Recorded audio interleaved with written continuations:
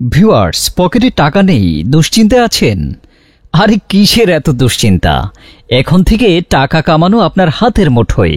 আপনি চাইলেই 24 ঘন্টায় লাখপতি হতে পারেন। এই সুযোগ দিচ্ছে আপনাকে OneXBet। তাই আর দেরি না করে স্ক্রিনের প্রোমো কোড ব্যবহার করে এখনই একটি অ্যাকাউন্ট খুলুন।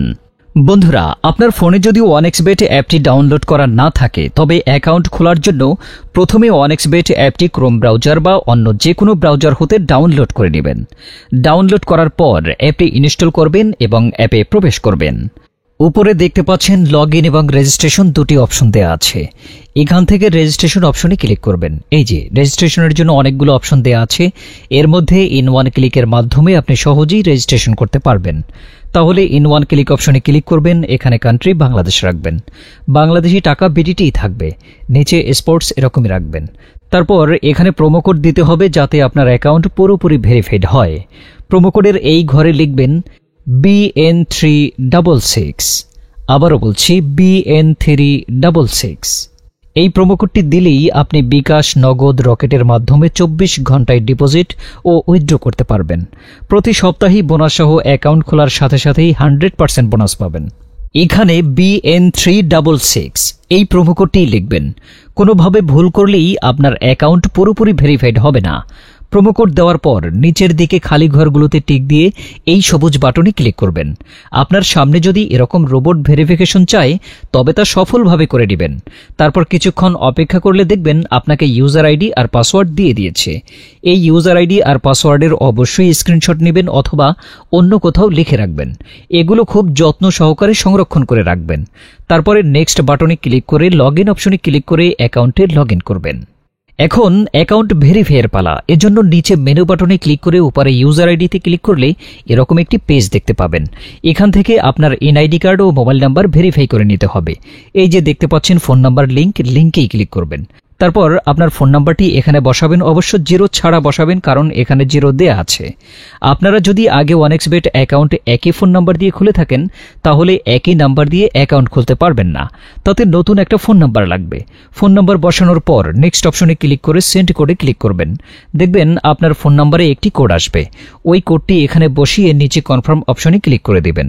এই যে দেখতে পাচ্ছেন আমাদের ফোন নাম্বারটি অ্যাক্টিভ হয়ে গিয়েছে। এখন এন্টার ডিটেলস এখানে একটা ক্লিক করবেন। এখানে আপনার এনআইডির তথ্যের সাথে মিল রেখে সব তথ্য পূরণ করবেন। এখানে আপনার নামের প্রথম অংশটি লিখবেন, তারপর এখানে আপনার নামের শেষ অংশটি লিখবেন। তারপর এখানে আপনার জন্ম তারিখটি লিখবেন, প্রথমে সাল, তারপর মাস ও তারিখ লিখবেন। প্লেস অফ বার্থ অর্থাৎ আপনি কোথায় জন্মগ্রহণ করেছেন তা লিখবেন। তারপর রিজিয়নে সিলেক্ট করে এখান থেকে বাংলাদেশ সিলেক্ট করবেন।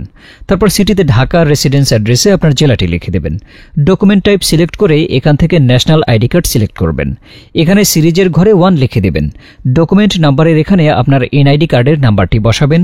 আর যদি আপনার এনআইডি কার্ড না থাকে তাহলে এখানে আপনার মোবাইল নাম্বারটি বসিয়ে দেবেন, কোনো সমস্যা হবে না। তারপর এখানে ডেট অফ ইস্যুর জায়গায় ভোটার আইডি কার্ডের উল্টো পাশে দেখবেন ডেট অফ ইস্যুর ডেট দেয়া আছে, ওইটা বসিয়ে দেবেন। তারপর এখানে ইস্যুড বাই এর জায়গায় বাংলাদেশ গভর্নমেন্ট লিখে দেবেন।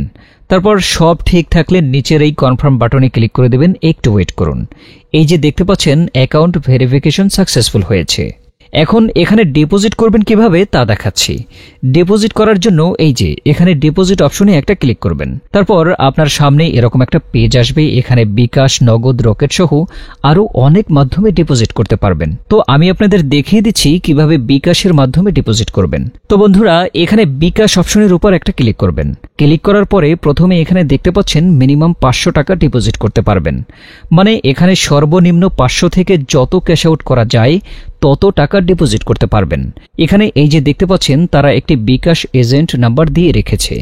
এই এজেন্ট নাম্বারই আপনাকে ক্যাশ আউট করতে হবে।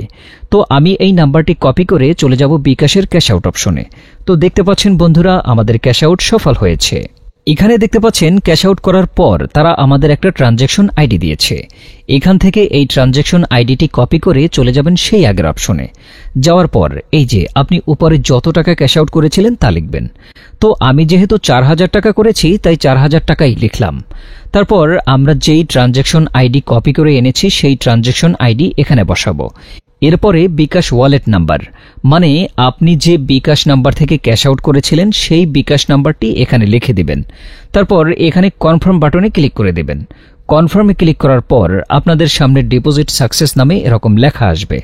তার মানে বুঝতেই পারছেন বন্ধুরা, আপনাদের ডিপোজিট রিকোয়েস্ট সফলভাবে তাদের কাছে চলে গিয়েছে।